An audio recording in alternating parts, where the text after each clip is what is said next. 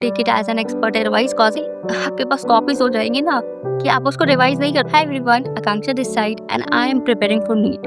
I am a NEET aspirant and I am still trying, and this video is about my experience. Like, I wanted to share with you and take it as experience.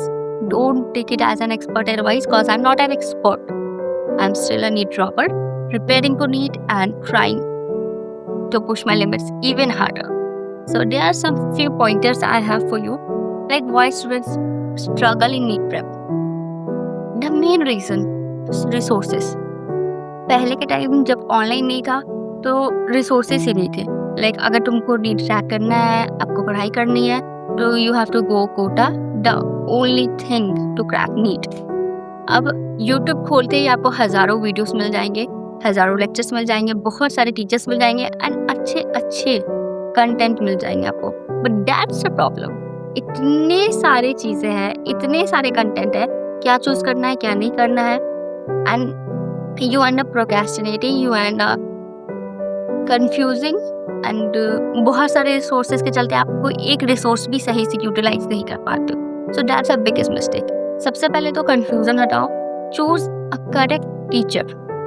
Teacher सारे के सारे अच्छे होते हैं, let me tell you, but जरूरी नहीं है कि हर टीचर के साथ आपका पेस मैच हो, आपको समझ आए, आप अच्छे से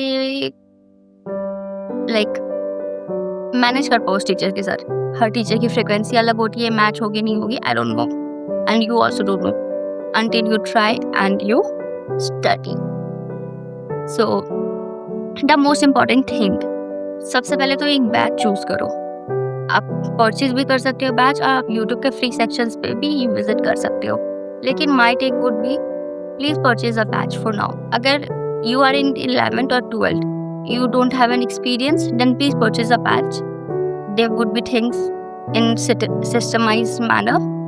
अगर एक्सपीरियंस है तो आप खुद से भी कर सकते हो, लेकिन एक्सपीरियंस नहीं है तो रिस्क मत लेना, बैच ले लो एंड वहाँ से अपनी पढ़ाई स्टार्ट करो। And lack of revision and passive learning. Passive learning means let's assume it's a 4-hour lecture and you are sitting and just watching it on 2x or 1.5x randomly, and you are not at all writing something, writing notes or understanding. You are just watching it thoroughly without understanding. That's passive learning. आपको लगेगा ऐसा, you will have an illusion in your mind that you have completed a lecture, but no, that lecture is still not completed, क्योंकि वो पढ़ने का कोई फायदा नहीं रहेगा। तो जब भी आप लेक्चर देख रहे हो, you make sure that you are having a copy, a pen and you are making notes, not a very सुंदर सा प्यारा सा नोट्स, बट रैंडमली रफली you are making notes. And after that lecture completed, make short notes, क्योंकि आप अगर detail notes बनाने लग गए तो इतने आपके पास कॉपीज हो जाएंगी ना कि आप उसको रिवाइज नहीं कर पाओगे। तो शॉर्ट नोट्स बनाओ। Let me show you how to make short notes. अभी कॉपी नहीं है मेरे पास कोई। Assume this is the spiral copy or any copy। इसको डिवाइड करो सेंटर से, एंड इस साइड इतने ही पोर्शन में नोट्स, पॉइंटर्स में नोट्स लिखते जाओ, देन दिस साइड लिखते जाओ। एक पेज को डिवाइड करके उसको लिखो, एंड जब आपको रिवीजन करना हो तो बस वही नोट्स एनसीईआरटी रिवाइज करना। And okay, so lecture done, detail notes done, short notes done. इसके बाद आता है question practice. Question practice is a second last stage of completion of a chapter. Question practice अगर आप नहीं करते तो कोई फायदा नहीं है। आपको लगेगा कि आपने नोट्स बना लिए, नोट्स रिवाइज कर लिए, लेकिन उसका बेनिफिट क्या है? ये बोर्ड एग्जाम तो नहीं चल रहा है कि थ्योरी पेपर है एंड आपको क्वेश्चन आएंगे एंड आपको लिखते जाना है लैंग्वेज में। लैंग्वेज वाला तो फंडा है नहीं। आप यहाँ क्वेश्चंस आएंगे, एमसीक्यूज रहेगा, तो you need to practise that. Question practice हो गई, उसके बाद आपको टेस्ट देना है। पहले तो चैप्टर वाइज टेस्ट दो हर चैप्टर के, then give unit wise test, part wise test, then give full syllabus और हाफ सिलेबस टेस्ट। और yeah, that's it, and few more things.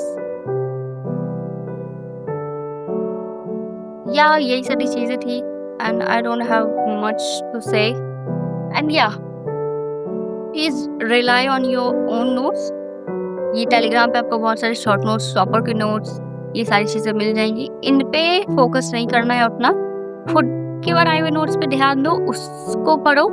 That's the main thing and this one thing that most of the NEET aspirants are juggling with consistency.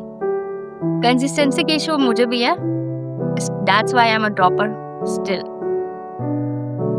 If you get consistent with your studies now, you won't believe the amount of change in your studies, in your level of understanding, and things getting easier. So that's it. And tell me in comments your experience and what you want to ask next.